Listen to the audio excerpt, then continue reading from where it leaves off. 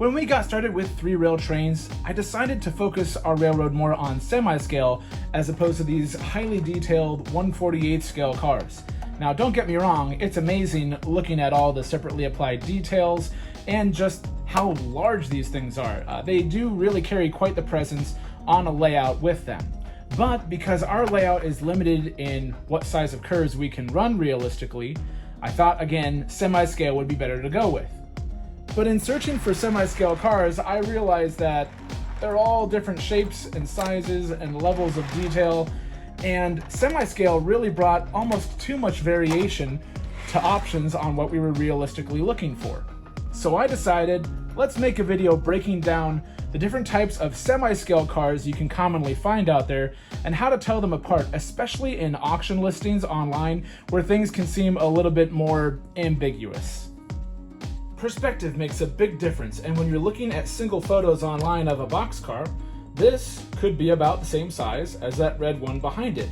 But you'll already notice there's a couple of stark differences, and you'll especially notice if I place it on top.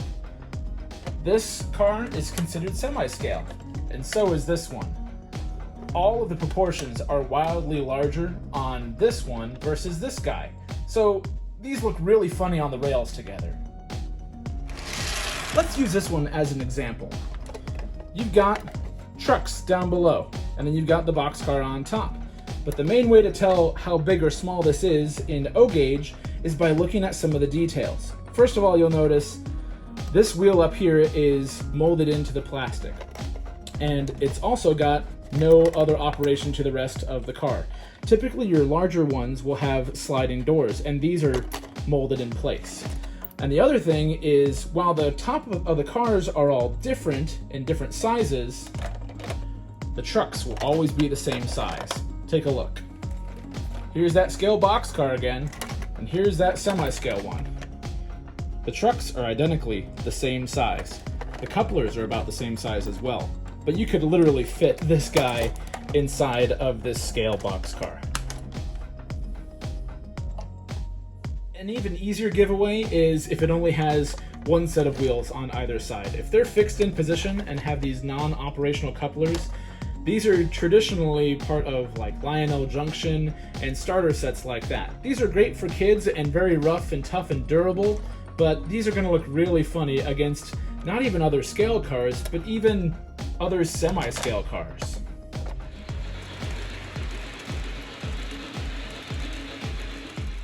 Let's take a look at these two stock cars. This one back here has less detail on it. You'll notice there's no separately applied details for the wheel in the back and the ladders, and the doors don't even slide open. Although I do personally like this one. It's a bit of fun with the animals sticking their heads out the corners as it goes around. And this one here is a bit of an extreme case. This is a K-line semi-scale car, and I really love the details that they've managed to cram into this. You've got separately applied details for the wheel, the ladders, and operating sliding doors, and a great amount of detail on the side of the cars. Again, these are both semi-scale, but things to look for when you're looking at photos online. Here's two examples of semi-scale cars that I love to find, and I will actively seek these out, especially these ones. This one is a MTH or Rail King semi-scale car. It's got a lot of good details on it, it's got a decent size to it, and it still has some separately applied details, and there's a lot of options out there for these. They even have springs in the trucks, which is a really nice feature. This other one back here is a Lionel semi-scale car. These are a little more common with the later MPC and just modern semi-scale cars. You'll find these in a lot of their starter sets still, but again, more separately applied details, moving doors, the couplers are nice and robust. This one even does have the springs underneath, although not all of your Lionels will have that. That seems to be more common with the MTH ones, but these are still both a good enough size where they won't be completely dwarfed by other things on your layout. They won't look quite as funny. And some of the proportions that I like with these is that the wheels still manage to tuck underneath the cars on these, versus extreme cases like this one where it's literally hanging off the side. You can see the truck sticking out from the top of it. It's just a world of a difference between these two cars in every proportion. But because the wheels stay the same size, these start to look a little bit goofy.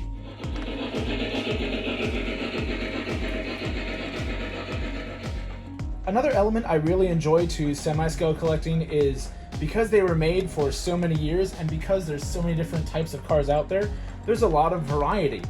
And because they're lighter and you can get more of them, you can stack these up behind your freight trains and get even longer trains going.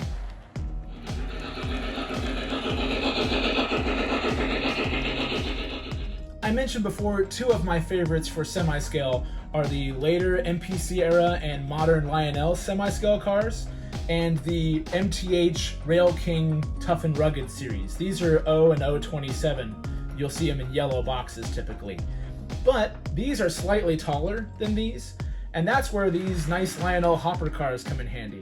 These are slightly taller than the Lionel ones, but not quite as tall as the MTH ones. And visually, they do a great job to help connect your slightly smaller Lionel ones with MTH, so everything just visually flows a lot better. Standard O cars are the ones that get me every time because these have the same level of detail as your regular Lionel cars. So in a picture, they appear to be the same, when in fact, I can take this O-gauge gondola and literally fit it inside of this massive Standard O gondola. It's crazy how much bigger these things are. Something to look out for, and that will give away things that may be listed improperly. Look at how the trucks move. If you manage to see one on its side, you want to see where the pivot point is. Notice how it's not in the middle here, it's actually on the very end. And these allow these Standard O cars to make their way around tighter layouts. So while these are a little more ideal for moving around layouts of our size, these again will just look silly next to your semi-scale collection.